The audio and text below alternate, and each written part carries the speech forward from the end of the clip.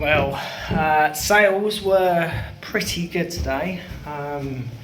In the latter half of the day, they really picked up. It's still a really bad month, but today was a very good day. And I'd like to sit there and say it's because I made loads of effort doing sales, but the reality is these ones just appeared. What can you really say about it? It's there's not. Sometimes that's just the way it works, I guess.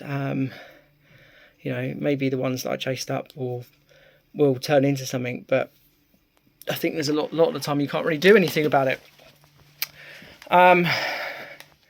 It's a sad day though, because I had to say goodbye to one of our staff, and I feel a lot of guilt over it, and I kind of vowed that I don't know if I did before, but I'm definitely making this vow now that, I don't want to make this same mistake again. And basically, I need to, like I said before, and I said this probably 25, 30 vlogs ago, that I would not employ anyone else until we've got a reserve. And, that promise still stands. It's, no matter how busy we get, we need to just deal with it and get this reserve in place, because I just can't have this financial instability. Most of the time we're pretty good, but because so what happens? So I was talking to my wife about this yesterday, and she said, "Well, why haven't you got any money in this?" I said, "It's because because of the improvement culture, which is absolutely amazing, and we want to move things better, we want to make things better, and we want to keep improving. A lot of the times, everyone, and myself especially, but everyone has an idea about something that they need to buy to improve something, and it's not always big pieces of equipment. It can be little things, but all these little things add up. So much so that Amex bill averages anywhere between sort of like £7,000 and £9,000 a month, and that is, some of it's material, maybe half is material, but the other half, 4,500, 5,000, whatever, is improvement stuff. And it's just crazy, like when you start going through it and working out, 20 quid here, 20 quid there, £40 here, it just all adds up so quickly.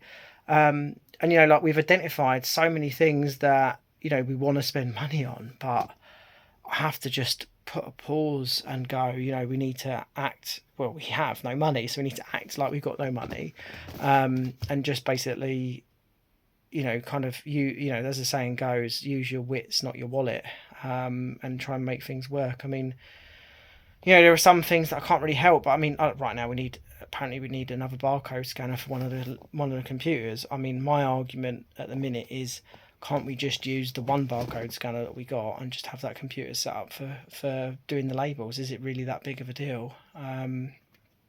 Yeah, barcode scanners are cheap. Yeah, they're 20, 30 quid. But, as we've just discussed, this 20 or 30 quid adds up very, very quickly. Yeah, so it's just, that's frustrating. And, yeah, so anyway, yeah, I've now, as a result of no longer having this person, it means that there's a lot more responsibility on me again. You go back round in this big circle all the time. But what I do know is I need to standardise the processes and get them written down and get it documented, so that someone else that doesn't do that job could easily come in and do it, if need be. But it's going to take a lot of work, a hell of a lot of work. I was kind of identifying today that during the sales process, someone calling up and asking, can I buy this, that, and the other, to ask a simple question like, do you want glare guards with that? Which I think, and I'm not trying to go, oh, I just want to make extra money. I genuinely think the glare guard adds a lot of value to the product, because it reduces the glare, and it actually does make the lights really disappear at night. But as a result of asking that question, we actually managed to make a little bit more money today. And I'm like, well, surely I should be asking that question every single time, as I should be asking about drivers, and as I should be asking about every part,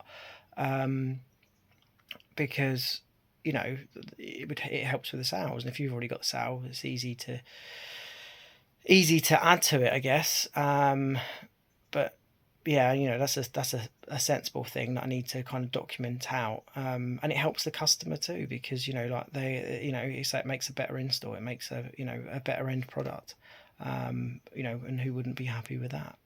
So yeah, we'll I've got to carry on pushing through, I guess. But we've got a lot to build right now. For the next couple of days, today we had a lot to build. Tomorrow we've got a lot to build.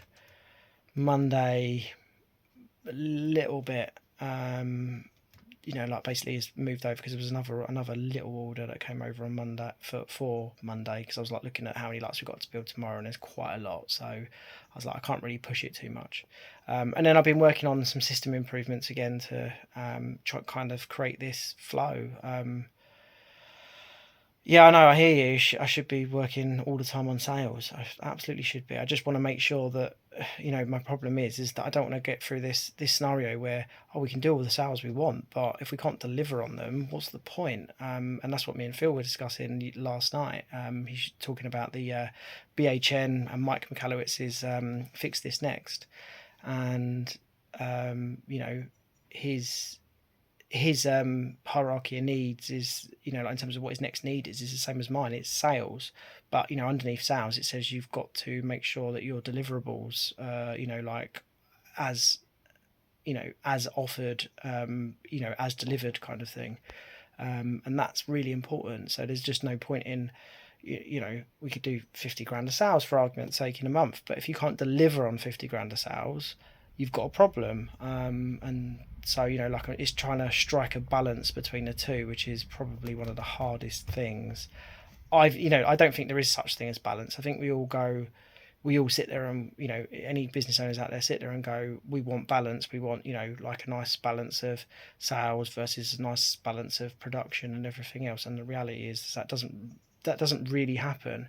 I don't know if big businesses have somehow managed to make it happen. I know Toyota have kind of like worked their supply chain and their customer base to kind of give them predictability on their orders and whatnot, but we don't really have that commanding power to be able to do that, sadly.